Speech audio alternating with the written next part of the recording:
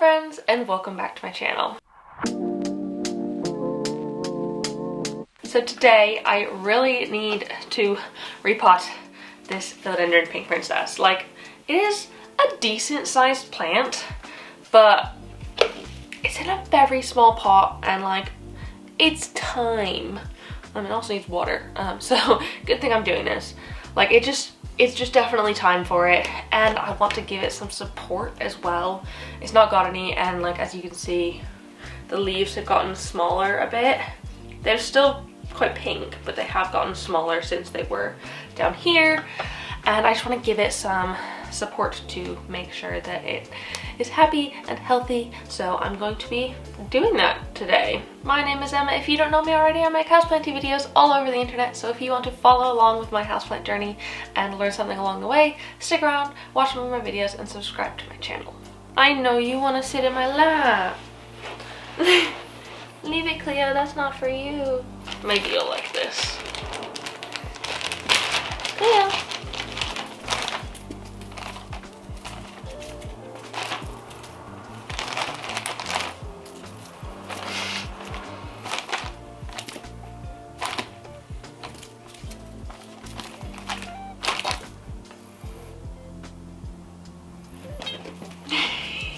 So if you hear that little mouse going on in the background, that is Cleo, because that came with the sisal rope that I got. I think this is actually for like redoing your cat's scratching poles. Oh, okay. Really getting into it there, Cleo. Hopefully she won't bother the camera too much.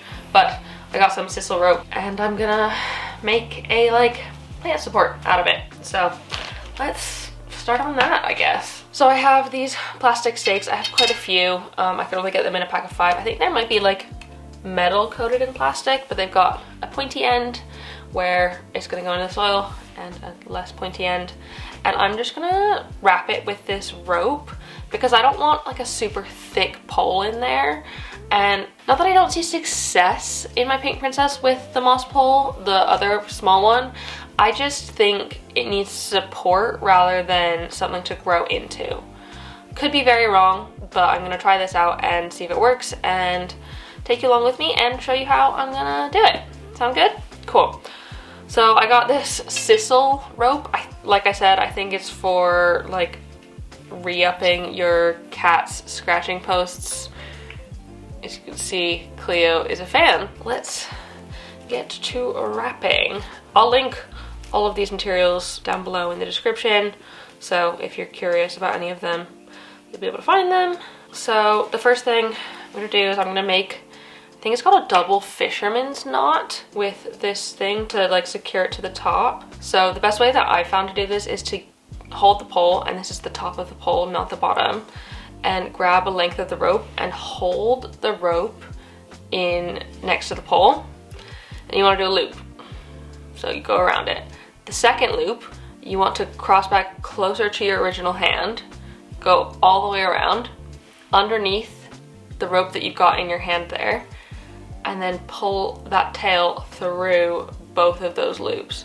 And so you kind of make a knot, and the more you pull, the tighter it gets. So you'll have a knot that looks like that with 2 there. And I pull that up to the top of the pole, and then from there you just wrap. I'm just slowly twisting it around, trying to keep it quite tight because I don't want it to come loose. So I'm gonna keep doing this until I get close to the end, and I'll leave about the pot's depth worth of plastic pole at the bottom just to make sure that none of the rope is actually in the substrate, because it'll probably end up rotting and that's not very nice. Found that when I use a bamboo stake, the bottom starts to get a bit rotty underneath the substrate, so that's why I got these plastic ones. So I have just gotten to the end. I want to leave about this much so that can go underneath the substrate in my pot, and I'm just going to trim off the end of the rope. I mean, not all the way because we need to tie a knot, but like that. And we're gonna do the same knot again this time, but facing the other direction. So holding it, going to loop around once, loop around closer to the pole and then pull that through.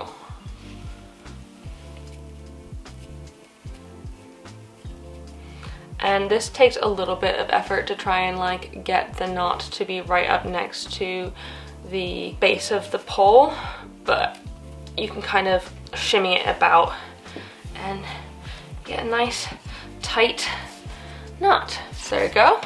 Got a nice pole, and then I'm just going to cut off this tail. I might put a dab of super glue there just to make sure that it stays firmly. I don't have any hot glue, that's why I'm doing it with the knot rather than glue, because I feel like hot glue is the right answer, but I'll put a bit of super glue in there just to make sure that the like rope doesn't go anywhere. There we go, we have our pole ready made. Gotta let this dry a tiny bit just because I put the glue on. I'm gonna be honest, I should have bought more rope. Like, this is all I have left. I bought, I think, 10 meters, which I figured would be like plenty because this is like a meter pole. Maybe it's 90, it's not even a meter pole.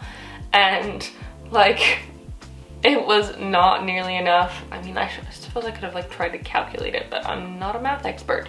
So yeah, I was just buying more. I thought 10 yards would be like loads, but apparently not. So I've maybe got enough for like a tiny one, not for another whole one of these. So I'll link different sizes down below if you want to do quite a few of these. I suggest getting a lot because it does take up way more than you think it will. But yeah, got a nice pole. So yeah, now I'm just going to get set up with my like potting station. I'm on the floor just because I can't be bothered to set up a table, but I've got my potting mat, and I mean, I knew this plant was gonna need a bigger pot when I put it in. I was like very aware, but I just really wanted to get it into pon and get it used to pon, and I didn't have any other options at the time, so it was just what it was. So I'm very, very glad to be giving it an upgrade now because like it definitely needs one. So this is the pot I'm going to be putting it in. It is an Elho self-watering pot insert, and I've got an Elho pot.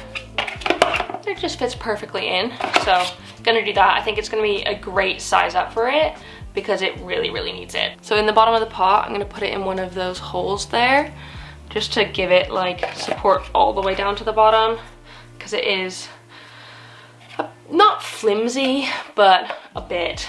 And then I'm just gonna put a small layer of pon to hopefully hold it in place quite well.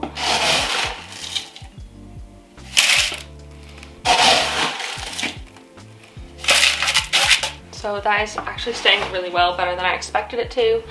Let's pull out the pink princess. Gonna zoom in for you because I bet you it's gonna be good.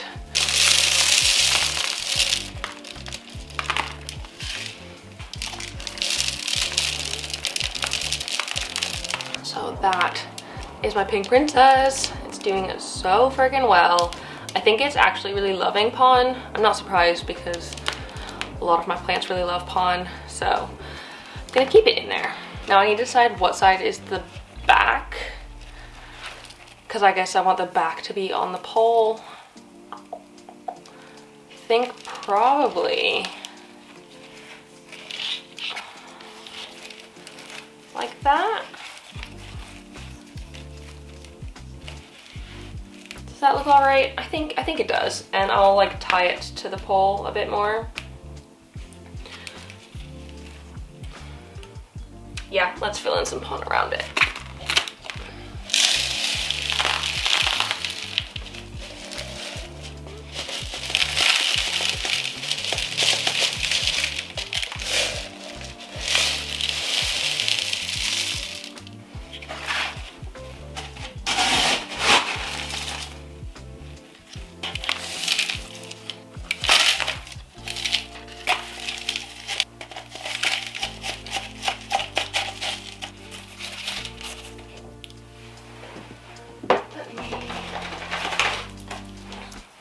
Take some green Velcro, which I might cut in half because I've got a lot of it.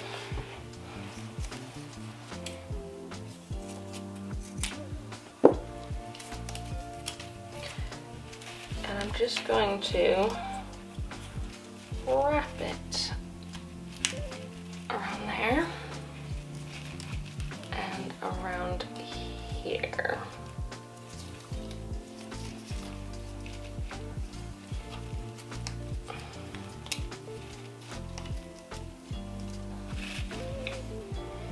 Nice and sturdy. I think that looks pretty freaking good, actually. So, of course, the stake is much taller than the plants. I wanted it to be that way so that it had room to grow up it. I'm like really hoping this helps it get bigger leaves because it's got gorgeous leaves. Like, look at the pink. So I just want it to do so well, and I'm hoping that this helps it have a little bit of extra oomph and like possibility. The stake is pretty stable in there, actually. Like, it's not really that, it doesn't really move around in the pot, which is awesome. I mean, it's not the straightest thing in the world, but that's right, it doesn't need to be. As long as it's providing good support for my plant, that's all that matters. I think my princess is gonna be so much happier here now. Like, oh, that looks like such a better sized pot for it. I really should have done this at the beginning, but you know, we all make mistakes, and I was using what I had on hand at the time, which wasn't these supplies. I just got these on Amazon. So yeah, this is why I love repotting with Pon. Like, it makes things so freaking easy. Like, I feel like with soil, it's so hard to get it off of the roots, and like, it's just so much dirtier. I feel like really clean repotting in Pon. It's just brilliant. So absolutely freaking love it, and I think my pink princess will as well. Oh, I really hope it does. I will keep you all updated in future videos to show you what it's doing, how it's doing, if it's liking it or not. It might not. You never know. I mean, you could kind of hope that it does, but you never know for sure. I'm gonna go put this back on my shelf. It's home, and yeah, that was just so speedy. If you like these sort of like one single plant repot videos, like sort of shorter